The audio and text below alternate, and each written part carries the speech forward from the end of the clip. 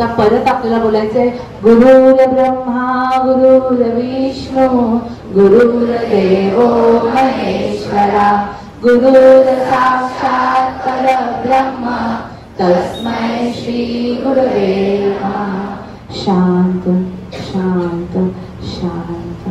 एक एनर्जी आहे गुरुतत्वाची, ती वरती कुठेतरी युनिवर्स मध्ये आहे, आकाशात, ज्याला आपण देव बोलतो. तिथून काहीतरी एक एनर्जी तुमच्या अंगावर येत आहे. प्रकाश प्रकाश तुमच्या सगळ्या शरीरात. विचार करायचा, एखादी ट्यूबलाईट लावल्यानंतर कसा प्रकाश तयार होतो, तसा प्रकाश तुमच्या शरीरात आहे. तुमचे गुरु तुमच्या डोक्यावर, तुमचे आई वडील तुमच्या डोक्यावर हात ठेवत आहे, डोक्यावरनं हात फिरवत आहे, तुम्हाला आशीर्वाद देत आहे आणि त्यांच्या हातातनं तो आशीर्वाद तुमच्या शरीरामध्ये सर्वत्र जात आहे. तुम्ही हुशार. जो विषय तुम्हाला अवघड जात आहे, मला गणित, इंग्लिश, आता ते हात फिरवत आहे. आजपासून तुम्हाला तो विषय, त्या विषयाची भीती निघून जाणार आहे आणि तो विषय सोपा जाणार आहे. मला एक चांगलं शिष्य व्हायचं आहे. माझं वर्गामध्ये ज्या मुलीशी, ज्या मुलाशी, माझ्या ज्या मित्राशी भांडण आहे, ते भांडण आजपासून मी ते भांडण सोडवलं आहे. माझं कोणाशीही भांडण नाहीये. तेव्हाच ती गुरुकृपा होणार आहे. मी कोणाबद्दल वर्गात वाईट बोलणार नाहीये. माझ्या टीचरांना त्रास देणार नाहीये. घरामध्ये माझ्या आई वडिलांना त्रास होईल असं मी वागणार नाही. आज आपल्याला आईने जन्म दिलेला आहे, आपल्यासाठी कष्ट करते ती दिवसभर. आणि वडिलांच्या घरी गेल्यावर शर्टाचा वास घ्या, त्या जो घामाचा वास येतो, त्या दिवसभर ते कष्ट करत असतात आणि आपल्याला पैसे पुरवत असतात.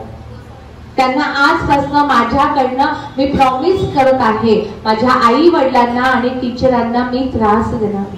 त्यांनी काहीतरी ठरवलंय, माझा मुलगा डॉक्टर होणार आहे, इंजिनियर होणार आहे, शिक्षक होणार आहे, सायंटिस्ट होणार, असं काहीतरी त्यांचं स्वप्न. डोळे बंद ठेवायचे, हे सगळं इमॅजिन करायचंय.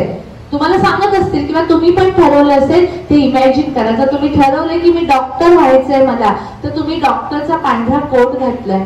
वकील व्हायचंय तर तुम्ही वकिलाचा काळा कोट घातलेला आहे. जे तुम्हाला व्हायचंय इमॅजिन करा.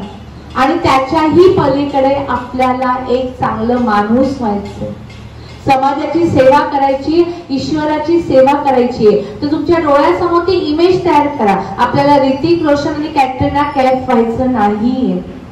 आपल्याला एक चांगला माणूस व्हायचंय. ते प्रतिबिंब स्वामी विवेकानंद आहे. मोठ्या मोठ्या स्त्रियांमध्ये पण सायंटिस्ट आहे, मोठ्या पदावर. आज आपले जे मोठ्या मोठ्या भारतातले राजकारणामध्ये मोठ्या मोठ्या स्त्रिया मोठ्या पदावर आहेत. सैनिकांमध्ये गेलेले आहे, पोलिसांमध्ये गेले. त्यांचा कुठला तरी चेहरा आठवायचा, त्यांना आयडियल बनवायचंय आणि मी तशी होणार आहे असं इमॅजिन करायचंय. जेव्हा आपण हे ध्यानामध्ये इमॅजिन करतो तसं व्हायला लागतं. त्याला मॅनिफेस्टेशन म्हणतात. आपण हे इमॅजिन करतोय की मी एक चांगला माणूस झालेलो आहे, मी एक चांगला मुलगा झालाय, एक चांगला मोठा भाऊ, मोठी बहीण झाली आहे, माझ्या घरात लहान बहीण भाऊ आहे, त्यांना मी गाईड करत आहे, की मी त्यांच्याशी भांडत आहे. समोर इमॅजिन करायचं आणि तशी तुम्ही होत आहे.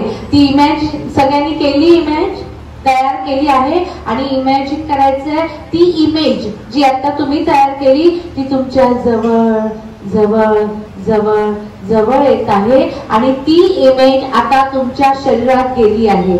ज्याने डॉक्टर म्हणून इमेज केली होती ती तुमच्या आतमध्ये गेलेली आहे आणि आता तसं व्हायला सुरुवात होणार आहे.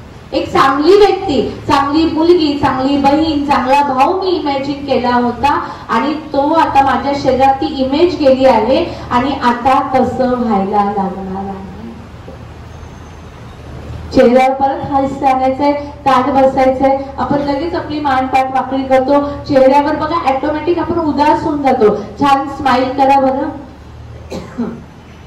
स्माइल करायला सांगायला लागतं, एवढा आपण आनंद विसरून गेलो आहोत. सतत आनंदी ज्या कंडिशन मध्ये आज आईने जो टिफिन दिलाय जसा आहे मी त्यात आनंदी. टीचर रागवलाय पण टीचर का रागवलाय, माझं चांगलं व्हावं म्हणून टीचर रागवलाय, मग मी वाईट नाही वाटून घेणार. एकदम छान स्माइल करायचं.